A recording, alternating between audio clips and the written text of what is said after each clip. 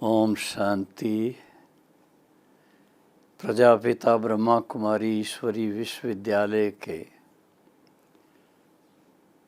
भारत तथा विदेश के सभी सेवा केंद्रों के बहनों और भाइयों को, सभी टीचर्स, सभी सेवाधारी भाई और फिर सभी क्या कहूँ, जो भी यज्ञ की रक्षा करने वाले, यज्ञ को संभालने वाले, अपने लौकिक जीवन में अलौकिकता को ला करके और सबके सामने उदाहरण बनने वाले भाई बहनों को बहुत बहुत ईश्वरी याद और दैवी स्नेह संपन्न प्यार स्वीकार हो।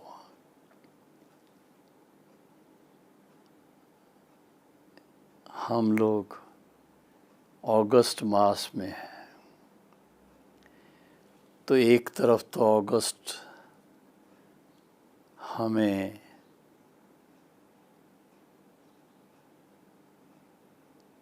रिफ्रेश करने वाला महीना है। देखो, भिन्न भिन्न पक्षियों की आवाज़ सुनने का मौका मिलता है और फिर इसके साथ में बादल की गर्जन, बादल का बरसना और जो अप्रैल से लेकर के इंतज़ार शुरू हो जाता है कि हमारी जो पानी के स्रोत हैं वो जल्दी से जल्दी भर जाएं। तो बड़े हर्ष की बात है कि शुरू में जो बारिश होती रही वो फसल के हिसाब से थोड़ी थोड़ी होती रही, लेकिन अगस्त, हमारे आनंद किशोर दादा कहते थे, अगस्त इज़ डिस्गस्ट। अगस्त मास में बहुत अच्छी बारिश होती है। जैसे आज के पेपर में हमने पढ़ा, पिछले 48 घंटे में माउंट आबू में, बल्कि 24 घंटे में माउंट आबू में 8 इंच बारिश हुई। आप सोच सकते हो कि माउंट आबू पहाड़ के ऊपर होने के कारण वहाँ पर रहने वाले भाई बहने या आने वाले जो भी विजिटर्स को हो, टूरिस्ट्स को हो, उन सब को जो पानी की आवश्यकता पड़ती है, उसके लिए भिन्न भिन्न लेक्स हैं और वो लेक्स बरसात के पानी से जब भरती हैं और उनका पानी उछल उछल कर बहने लगता है तो देखने वालों को बहुत आनंद आता है और एक लहर आती है कि ये पानी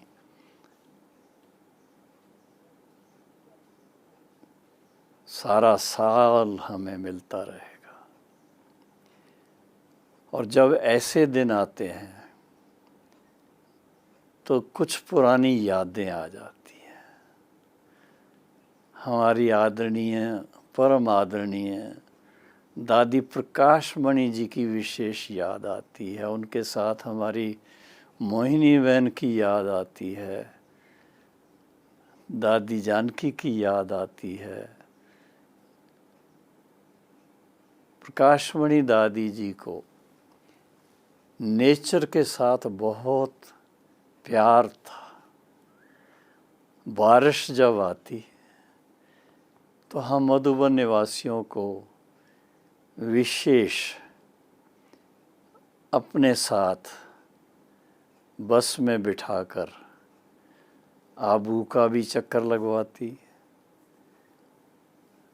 कभी पीस पार्क में ले जा कर के पिकनिक करवाती और अगर बहुत बारिश पड़े और पता चले कि बनास नदी में पानी बहुत आया है, तो दादी जी आबू से नीचे आते आते सभी झरने देखने के ख्याल से और झरने देखते देखते नदी के पुल पर जा कर के नदी का नज़ारा देख कर के और संगम भवन में आबू रोड में जाकर सभी भाई बहनें पिकनिक करते थे। और पिकनिक बरसात के दिनों के अनुसार पकौड़ा पिकनिक 5 प्रकार के पकौड़े बनवाते थे।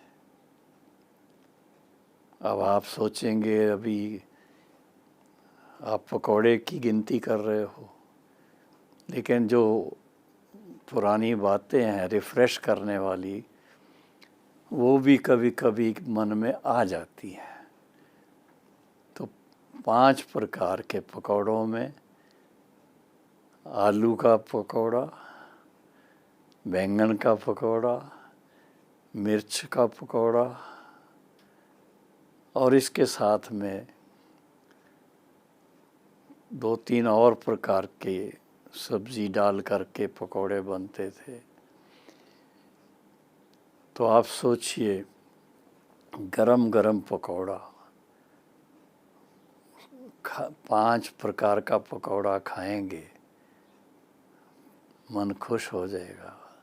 तो दादी पूछेगी, भाई सभी को पकौड़े मिले?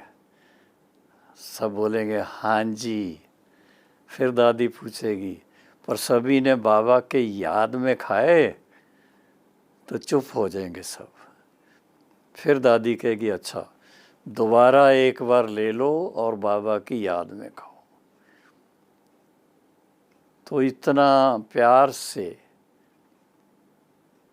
यज्ञ निवासियों को, खासकर जो समर्पित भाई बहनें जिन्होंने अपना जीवन ईश्वरी सेवा के लिए समर्पित किया हुआ, उनके प्रति दादी जी की भावना बहुत बहुत प्यार की सदा भरी रहती थी। और उसमें ख़ास हमारी मोहिनी बहन विशेष पार्ट बजाती थी।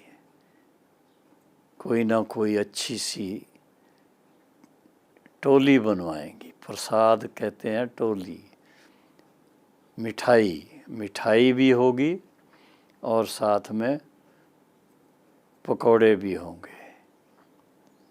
तो ऐसा ही कहें लंच और कुछ नहीं होगा। तो दादी जी का अव्यक्ति दिवस 25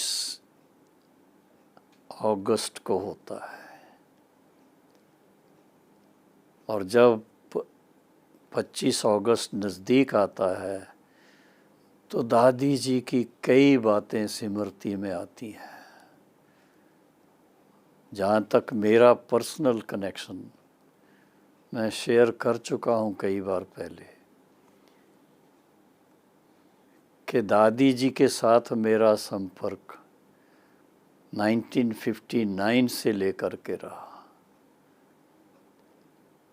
और उसमें जब वो बॉम्बे में आकर के 1964 से लेकर रही, तो बॉम्बे में उनके साथ रोज़ सवेरे क्लास में भी मिलना, ब्रेकफास्ट भी गामदेवी सेंटर पे करना, और फिर यज्ञ की जो सेवाएं उनके लिए जब बाहर जा कर के जिस तरह की सेवा हो करके वापस आना, तो दादी जी के कर कमलों से बनी हुई रोटी स्वीकार करना, दादी जी की पालना बहुत प्यार भरी थी। उसका वर्णन तो मैं कई बार कर चुका हूँ। इतना हमारा ध्यान रखती थी। और फिर जब साकार बाबा व्यक्त हुए तो दादी जी आबू में रहने के लिए परमानेंट रही वहाँ और मुझे भी वहाँ बुला लिया। 1969 से लेकर के मैं आबू में रहने के लिए पहले म्यूज़ियम बनवाने के लिए और उसके बाद जो यज्ञ की सेवाएं हैं उनके निमित्त मुझे दादी जी के ज़ेर निगरानी कहो, उनके गाइडेंस से कहो, मौका मिला 18 जनवरी 1969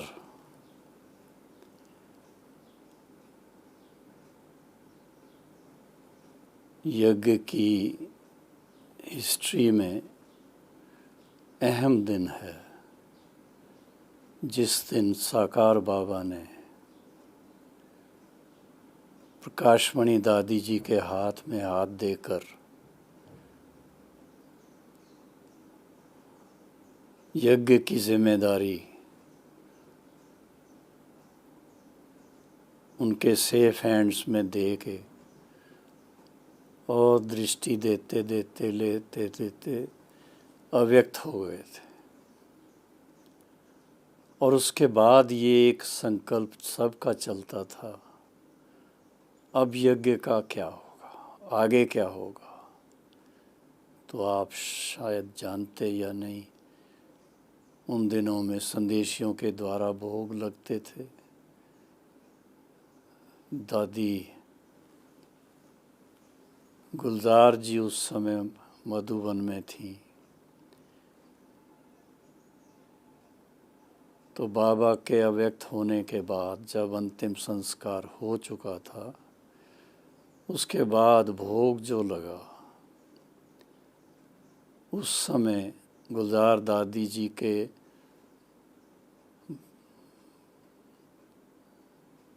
तन में बाप दादा की पहली पधरामणि हुई 21 जनवरी को। और उस समय बाबा ने यज्ञ कैसे चलता है, चल रहा है, चलता रहेगा, उसके लिए बहुत अच्छे अच्छे नियम बता दिए, सब कुछ हुआ। और उसके बाद लगभग हर दूसरे दिन, तीसरे दिन, 2 दिन के बाद, 3 दिन के बाद अव्यक्त बाप दादा का प्रोग्राम रहता था, जिसके कारण ऐसा लगता ही नहीं था कि बाबा चला गया है। और किसी को ये ख्याल में नहीं था कि इसके बाद की जो सेवा है उसको स्वयं भगवान कैसे संभाल रहा है। गुलजार दादी जी को निमित्त बना करके उनके द्वारा पार्टियों से मिलना, इंडिविजुअली लोगों से बात करनी, उनको गाइड करना, शिक्षा देनी। कभी युगलों के ग्रुप हैं, कभी कुमारियों का ग्रुप है, कभी कुमारों का ग्रुप है, कभी विदेशियों का ग्रुप है, कभी टीचर्स का ग्रुप है, कभी निमित्त जो सेवा में भाई हैं उनका ग्रुप है। और फिर जैसे जैसे सेवाएं बढ़ती गई, विदेश से भी भाई बहनें आने शुरू हुए, तो उनके लिए विशेष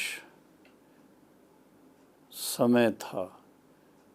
और आप सोचिए, गुलजार दादी जी के द्वारा कितनी सेवाएं हुई। लेकिन दादी प्रकाशमणि जी को गुलजार दादी जी के उस अव्यक्त पार्ट पर इतना विश्वास था कोई भी बात होती थी तो दादी बड़े प्यार से कहेंगी, गुल ये बात है, बाबा से पूछ के मेरे को बताओ। और फिर बाबा जिस समय आ कर के सबसे मिलते थे तो सभी जानते हैं कितना प्यार से दादियों से मिलते थे। तो इसमें दादी प्रकाश मणि ने गुलजार दादी को बहुत बहुत प्यार से, रिस्पेक्ट से अपना राइट हैंड बना करके और सेवा में पूरा उनका सहयोग भी लिया। और ईश्वरी परिवार की स्नेह भरी क्या मर्यादा है उसका मिसाल कायम करके दिखाया। जब दादी प्रकाशमणि, दादी जानकी, दादी गुलजार, दादी रत्नमोहिनी और दूसरी दादियाँ, ईशु दादी, सब आपस में इतना प्रेम से मिलते, बात मत पूछो। तो गुलजार दादी जी का भी प्रकाशमणि दादी जी के सेवाओं में अहम पार्ट रहा। ये भी साथ में मुझे ख्याल आया कि ये भाई बहनों को जानकारी हो कि कैसे अव्यक्त बाप दादा का पार्ट जो है वो इतना 50 साल तक चलना इसी एक ही आधार से प्रकाशमणि दादी जी का पूरा स्नेह, सहयोग और विशेष रूप से गुलजार दादी जी के लिए उनको बहुत बहुत भावना थी, बहुत प्यार था।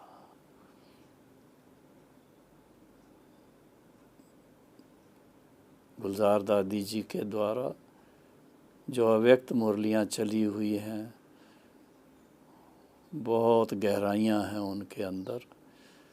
तो वो दादी प्रकाशमणि को मुरली से बहुत प्यार था।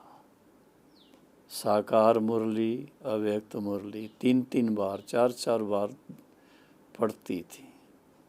हम उनको न्यूज़पेपर देते थे, देख करके 1 मिनट में इधर से इधर रख दिया और फिर मुरली लेके पढ़ना शुरू कर दिया। तो प्रैक्टिकल देखा दादी प्रकाशमणि हम सब के सामने एग्जाम्पल बनी कि जिसका मुरली से प्यार है उसका मुरलीधर से प्यार है। और मैं यही कहूँगा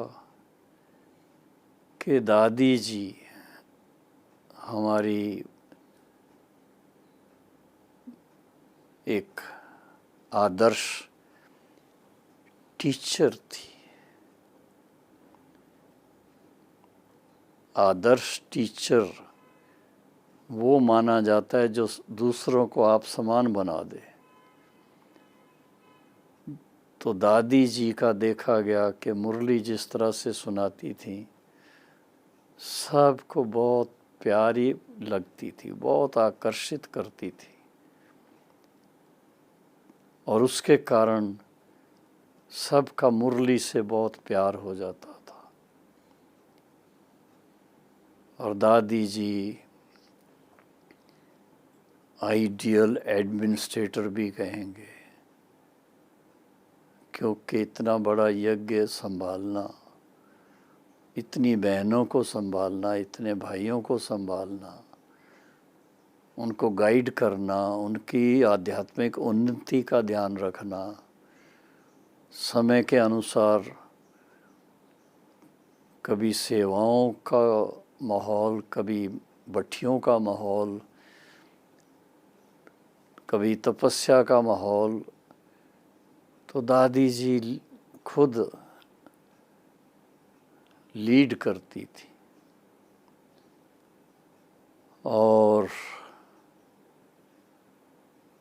छोटे बच्चों के लिए तो दादी दादी ही थी। बहुत प्यार करती थी बच्चों से। और बुज़ुर्ग माताओं के लिए दादी तो दादी थी। माताएं आएंगी कभी कभी, जो निमित्त दादी से मिलाने के लिए कॉटेज में कोई होंगे, तो माताओं को कहेंगे बाहर से दादी को देख लो आप। पर दादी का ध्यान जाएगा कि माताएं, बूढ़ी बूढ़ी माताएं सब बाहर खड़ी हैं, अरे इन बूढ़ियों को अंदर आने दो।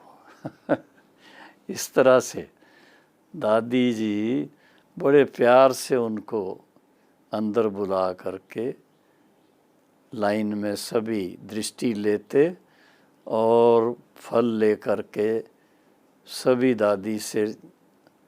दादी दृष्टि देती थी और फल कोई बहन बैठ करके फल उनको देते थे।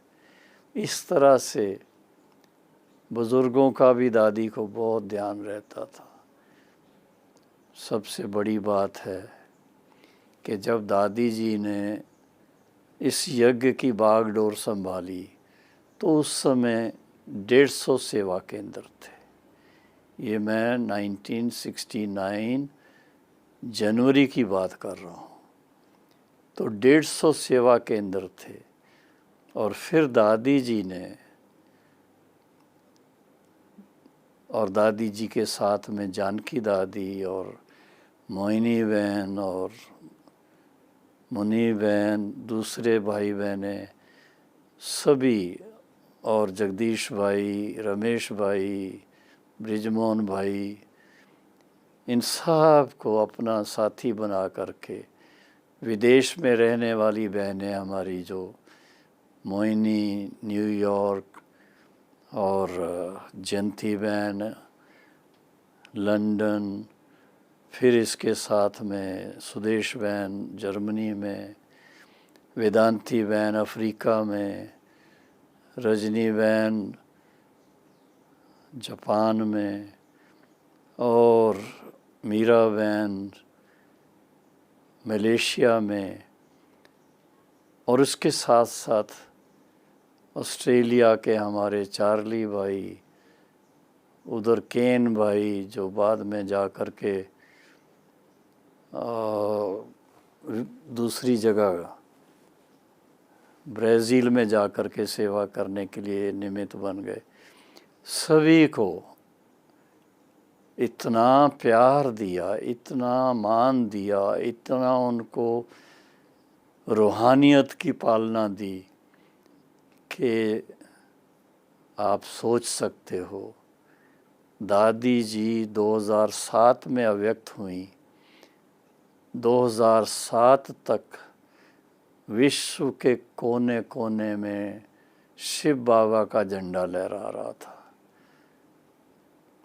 100 से ज़्यादा देशों में सेवा केंद्र खुल चुके थे। और आप सोचो कितने हज़ारों लाखों भाई बहनें, ब्रह्मा कुमारी बहनें भाई बन गए होंगे, जिसमें सभी धर्म के लोग। और फिर दादी जी विशेष यूनाइटेड नेशंस में जो उनका पार्ट रहा, और वहाँ से जो सेक्रेटरी जनरल को आमंत्रित करके भारत में बुलाया और भारत में उनसे मुलाकात की। इसके अलावा भारत में भिन्न भिन्न स्थानों पर संत महात्माएं, नेताएं, अभिनेताएं, सब लोगों ने दादी जी को पहचाना और उनका अभिनंदन किया। और दादी जी ने हम बच्चों को विशेष संकल्प दिए थे। एक बार जैसे हमारी मीटिंग्स वगैरह होती थी, उसमें दादी जी हमेशा कहेगी, इस बार क्या नया कुछ करना है, क्या सोचा है, क्या नई बात करेंगे। और फिर उनमें जो मुख्य उनकी जो बातें मुझे याद हैं, कि ऐसे प्रोग्राम करो जो एक एक प्रोग्राम के अंदर कम से कम 1 लाख लोग होने चाहिए। तो वो मेगा प्रोग्राम जो हुए जिसने सारे भारत में बाबा का झंडा लहरा दिया, वो प्रोग्राम लक्ष्य 1 लाख का होता था पर 2-2, 3-3 लाख इतनी वहाँ पर दादी जी के कारण या उस समय जो भी प्रोग्राम रचे जाते थे उस प्रोग्राम्स के कारण इतनी सेवाएं बढ़ी थी। तो इस तरह से 2005 तक दादी बहुत एक्टिव रही और उसके बाद थोड़ा तबीयत ऊपर नीचे होने लगी। 2006 में मैं और मेरे साथ में डॉक्टर प्रताप, हम दोनों रशिया में थे। वहाँ से जब हम लौट के आए तो दिल्ली में हमें समाचार मिला दादी जी की तबीयत के बारे में कि उनको बॉम्बे में लेके गए। फिर हम बॉम्बे में उनके साथ 1 साल 2 महीने लगातार बॉम्बे, मधुबन और अहमदाबाद तबीयत के कारण आना जाना रहा। पर दादी जी सेवा फिर भी सेवा करती रही। 25 अगस्त 2007 उस दिन दादी जी ने अपनी ये पार्थिव देह त्याग की। सारे ब्राह्मण परिवार में चारों तरफ आप सोच सकते हो दादी जी के प्रति क्या भावनाएं थी। जब उनकी अंतिम यात्रा निकाली गई तो शांतिवन से माउंट आबू, पांडव भवन, ज्ञान सरोवर और हॉस्पिटल, चारों तरफ सब ने अपने जो श्रद्धा सुमन अर्पित किए और हर वर्ष 25 अगस्त अपनी अति प्यारी हम सब की दिल की मलिका, उसकी स्मृति में हम विशेष ये स्मृति दिवस हर साल इसीलिए मनाते हैं कि सबको फिर से वो स्मृतियाँ वापस आ जाएं जो दादी जी के समय अपने जीवन में इतनी उन्नति की, उसको और आगे कितना बढ़ाया और आगे बढ़ाने के लिए और आगे बढ़ने के लिए स्मृति आती रहे। और दादी जी के स्मृति दिवस पर हम दादी जी को जहाँ पर भी हों उनको हम अपनी कोटि कोटि सलाम भेजते हैं, सैल्यूटेशंस, और साथ में दिल की भावनाएं उनको भेजते हैं। और यही इच्छा रखते हैं कि दादी जी के जीवन के आदर्श, दादी जी के ईश्वरी सेवाओं के आदर्श, दादी जी की तपस्या के आदर्श, दादी जी के ज्ञान की गहराई के आदर्श और उसके साथ में ईश्वरी परिवार को एक सूत्र में सबको बांध रखने का जो उनके अंदर जो एक विशेष गुण था, वो गुण सबको दादी जी के नक्शे कदम पर चलने के लिए उमंग दिलाता रहे। यही हमारी श्रद्धांजलि है, शुभ भावना है और दादी जी के प्रति दिल की दुआओं के साथ क्या कहें। दादी जी, थैंक यू। ओम शांति।